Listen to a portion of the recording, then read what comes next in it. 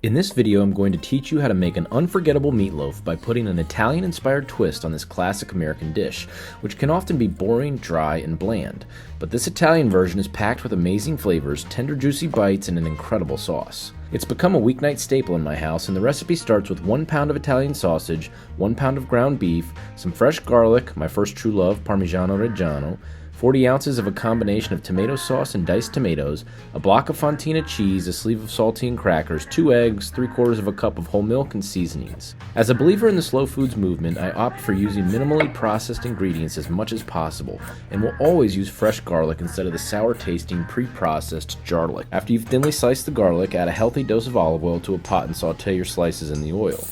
Fats are the primary vessel to Guy Fieri's Flavor Town, and the oil will absorb that delicious garlic flavor, but do not let the garlic burn because it will ruin your dish. It only needs to saute for 30 seconds or so, and as soon as you start to smell it and see the color on it, you need to add your tomato sauce to the pot. Here I've got 28 ounces of my absolutely favorite jarred sauce, Rao's, and 15-ounce can of diced tomatoes.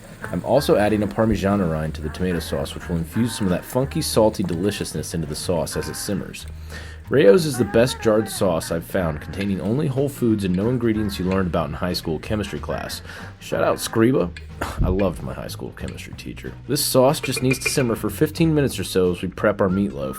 I love this recipe for quick and easy weeknight meals because I'd much rather spend time playing with my 3 and 5-year-old and still eat delicious home-cooked food without compromising flavor or quality. This recipe transforms a boring traditional meatloaf into something legendary with classic Italian flavors. It's kind of like a quicker and easier version of Italian Sunday gravy. Not as good, but still delicious. To make the meatloaf extremely tender, I'm making a panade first. A panade in its simplest form is some combination of starch and liquid. Legend has it when Italian-American immigrants were introduced to affordable meats for the first time in the United States, go America, they ingeniously used this technique to make the leftover tougher cuts of meats they could afford much more tender and delicious. It's yet another example in culinary history of immigrant ingenuity and the resourcefulness of poorer home chefs, turning lemons into lemonade or something like that.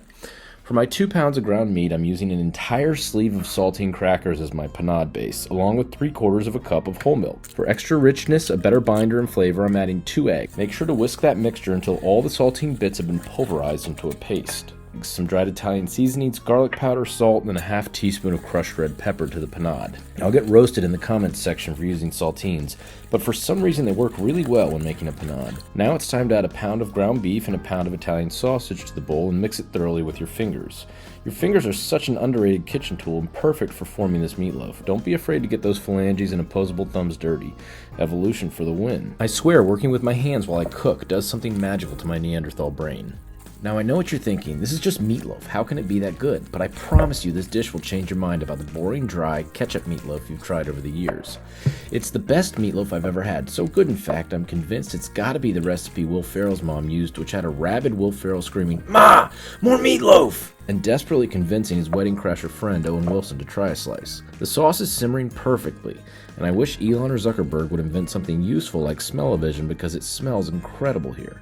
Go ahead and preheat your oven to 400 degrees, and when the meatloaf is well mixed together, you can't forget to add some freshly grated Parmigiano Reggiano for the complex umami nuttiness throughout the dish. About a cup will do. Give the mixture one last churn, and then spray a baking dish with some non-stick cooking spray. Dump the mixture out and form your best-looking loaf of saltine-flavored meat.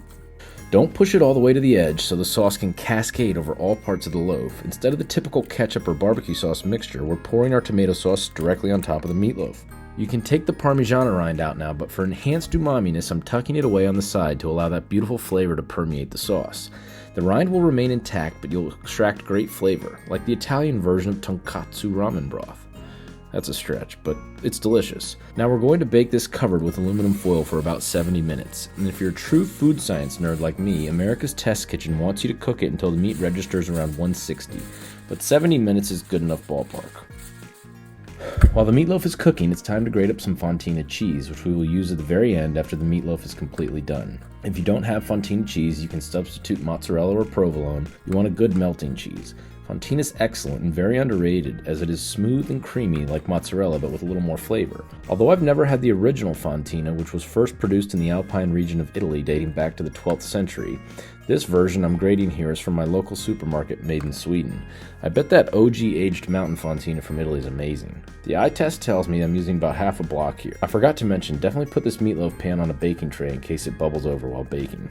After you take your meatloaf out, crank your oven to a high broil and remove the tinfoil from the meatloaf. Now this might not look like much right now, but that sauce smells incredible and will be mouth-watering at the dinner table. When red meat braises in tomato sauce, it superbly tenderizes and flavors the meat, but the sauce becomes a star, because that marriage of delicious meat fats and tomatoes plus the umami bombs from the Parmigiana create a heavenly addictive sauce.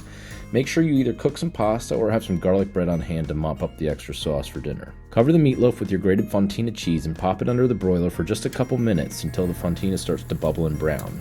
It looks much more appetizing with a layer of gooey, melty cheese on top of it, doesn't it? This bad boy's ripping hot and needs to rest for 10 or 15 minutes before you serve. So I've transferred it to a cutting board using 2 spatulas for transport assistance to rest, and I find it easier to cut and serve directly from the cutting board. I'd never seen meatloaf like this until I found this idea on America's Test Kitchen, one of my favorite sources for cooking inspiration.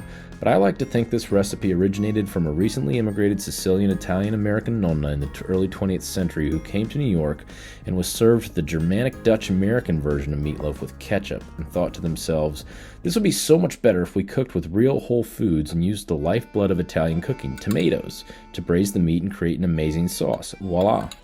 The Italian version of meatloaf was born out of clever Nonna immigrant ingenuity, and the rest is history.